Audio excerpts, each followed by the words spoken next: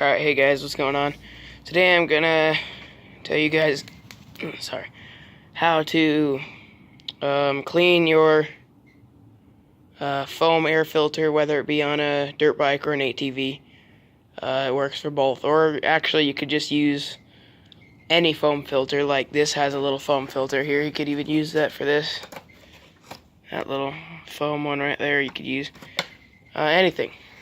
So, I know a lot of people recommend using gas, but I don't think that's a good idea.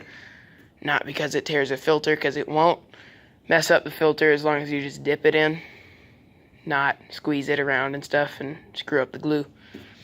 But I just think it's dangerous, especially in like a shop environment where there's a lot of electric power tools, and you know, just one spark could set your shop on fire if you got a bucket of gas sitting there. So I always use paint thinner or odorless mineral spirits. This is the cheap kind. It says odorless, but it smells like kerosene, so lighter fluid. Paint thinner works just as good, but I just prefer not to have my shop smelling like paint thinner for, I think last time it smelled like that for 10 days since I spilled a little on the floor. So just fill your little bucket. Is like a whole gallon of mineral spirits. Make sure it doesn't have a hole in it first, because I had an old one of these that was like it was that bucket before I patched it up. I've done this before. It works good. So, tools you're going to need obviously your air filter. I'm not going to actually clean one on this video. I do need to clean this one and the one on the Suzuki. But, I try not to spill. With this cheap can, it doesn't have a vent, so it just kind of glugs a lot. So you're going to need that. You're going to need some air filter cleaner, which really you don't need this. This is the cheapest stuff I could get. It works good. I like it because it's biodegradable, so I don't have to put it down my sink. And really I don't care. Usually I use Bel-Ray filter oil and Bel-Ray waterproof grease. But this is the cheap stuff. Like I think a quart of Bel-Ray oil is like 18 bucks, and I paid 18 bucks for all this. So you're going to need a cleaner, which I'm not using that on this because it says it only cleans out this kind of oil. So I'm using dish soap and cold water. Don't want to do warm water because it'll melt the glue in the filter and you'll have big holes everywhere. I'm telling you from experience. Focus. You're going to need your dish soap or your filter cleaner. You're going to need your oil. Cheap, not cheap, whatever. This is your oil. And you're going to need grease. You don't specifically need this, but you need some kind of waterproof grease. Like I usually use this old Axle grease here. Works good. It's from like the 50s, but still works. It's waterproof. Anyway, that's about all you need besides your hands. And oh yeah, you're gonna want gloves. I have like a million types of those ones. Got the cheap ones. Got the ones that don't fit me. Oh, never mind. I gave those to my dad. They fit him. But yeah, you're gonna want gloves because this stuff can irritate your skin, especially paint thinner. Not so much this. You can also use Simple Green instead of this if you want, like any kind of mineral or natural spirits. I just like this stuff because it's cheap. Well, paint thinner's cheaper, but like I said, this is the cheapest stuff that doesn't stink. You're gonna need a bucket, small one to put that in, or a big one, whatever. I just didn't want to put it in this since it would strip all this spray paint stuff or whatever that is out of the bottom of the bucket, and it would probably get that crap all in my filter, and I don't want that. I attempted to hydro dip with spray paint, but I didn't give it enough time, or I gave it too much time and it cooled to the bucket. So you're gonna want those, and well, that's about it. So and the key to doing this cheap is to save your mineral spirits. It doesn't matter about the oil. You want a lot of oil on your filter. So with this, you just put it in a funnel, put that in there, and it'll filter out all the crap. And you can use this, I would say no more. I'd say don't use it more than 20 times. Well, about 25. Don't use it more than 25 times because then it just gets so clogged up with oil it probably won't even clean it. The last batch I threw away, and I didn't know exactly how until my dad told me to, so I was going to waste it 18 bucks. Home Depot, it's cheapest stuff, 18 bucks for a gallon. Lasts you for a while, so let's pretend this is the filter. You're going to want to dip it in here, you want to wring it out. Don't wring it out like a washcloth, don't do that. Just squeeze it into a ball, like that, and let it come back to regular. Of course, this is not foam, so it's not really going to do that, but say it's regular now. You want to do that about 5 times. And then you don't want to let this stuff dry in there. It won't really hurt it, but after time it will. So then you go to your bucket that I haven't filled up yet. You go to your bucket with cleaner or soapy water. You dip it in there, kind of agitate it around, and squeeze it out about 5 times, and that's about it. And then you're going to want to,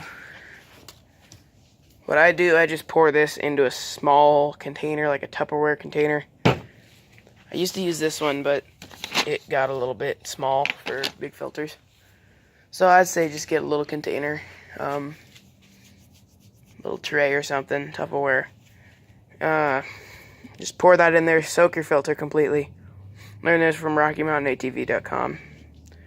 And I found it to work pretty good, and it doesn't get any dirt inside your filter or anything, so soak it, just completely submerge the filter in that stuff. No matter what kind of oil you have, just do it.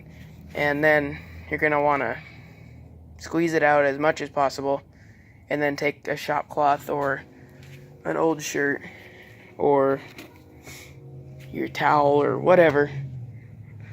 These are my shop cloths. And just squeeze it as hard as possible. Just don't wring it out don't wring it out like that. It's hard to show you guys on camera since I'm holding it. But just don't wring it out, because that will tear your foam. Maybe not the first time, but eventually you'll get a small hole, you won't notice it, and it'll just keep growing and growing, and you'll have the potential of screwing up your engine. So do that, and that's about it. Last thing you're going to want to do before you install it back on your bike is put grease. This is just the cheap stuff that came with that. Usually I use, like I said, Bel-Ray waterproof grease. Or any waterproof grease will work. Just make sure it's not super thick to where it doesn't even want to spread on. Like with this stuff over here, you have to heat it up just because it's meant to be thick. You're supposed to do that. So you just want to put a nice bead around that. Say once again, this is the filter and this is the edge of it. The edge in there. You want to put a nice bead of grease in there so it seals your air boot. And if you go over a bump or something, it won't come off and allow dirty air into your engine. So that's about it for the filter cleaning thing.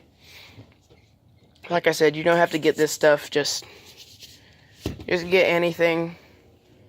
Like I said, the cheapest way to do this is dish soap. I know a lot of people, I don't recommend it, but it works. If you don't have money, you want to ride, and you just can't wait to buy filter oil, you can use motor oil. A lot of my friends use used motor oil, which is really dumb in my opinion. This is all my used motor oil. I just keep them in this, and then it works as either campfire starter or just fire pit out there starter. So I don't recommend doing that, but just get some really cheap oil, or if you have a bunch of oil laying on the shelf, just get some oil. Doesn't matter what kind, as long as it's not gear oil, because it's really thick. And it'll work, but just don't leave it in there for a long time, because it's very hard to clean out, and I don't know. I just don't think it's a good idea, but I've done it. It works. Actually, on the Suzuki, I think it still has that kind of oil, because you want foam filter oil. You don't want the K&N stuff, because it's not a K&N, and it won't protect your engine at all. That's why I'm doing this. I'm kind of getting this ready for the winter. I'm going to bleed the brakes today. Honestly, I hate doing that because I always burn myself with the brake fluid. I forget it's on me and don't wipe it off. So I'll do that. I'll bleed the brakes. As you can see, I showed you in the last video, it's bad. Might not look bad on camera, but there you go. Believe me now. It's bad. It should be like a yellowish color, that's when it's good. Clear is good, like when it's brand new too. But that's just, I let that go way too long.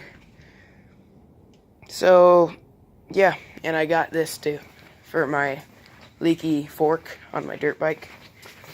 Got this. It's kind of, I could have made one for this much money, but whatever.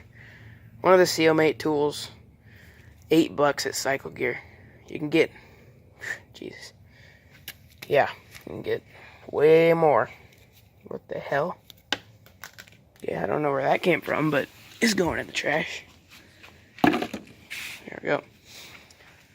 Alrighty, so that's about it for cleaning your filter. Remember, reuse this stuff. You don't have to reuse that because, you know, water's water. You can get out of a puddle outside for, well, never mind, don't do that.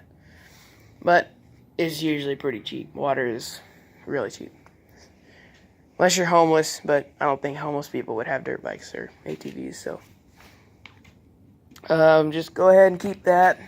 Just use the same container. Or if you just have a lid on your bucket, you can do that too, but you still will want to strain it out every now and then to get all the dirt out. So that's about it for this video. How to clean your air filter cheap. It works. It works good, just as good as the expensive ways and Maxima and stuff like that. But my opinion, it's the same thing, same concept, works good, and that's about it. So I will see you guys in the next video, which I'm not sure when will be. Usually I just make one like every day. Anyway, see you then.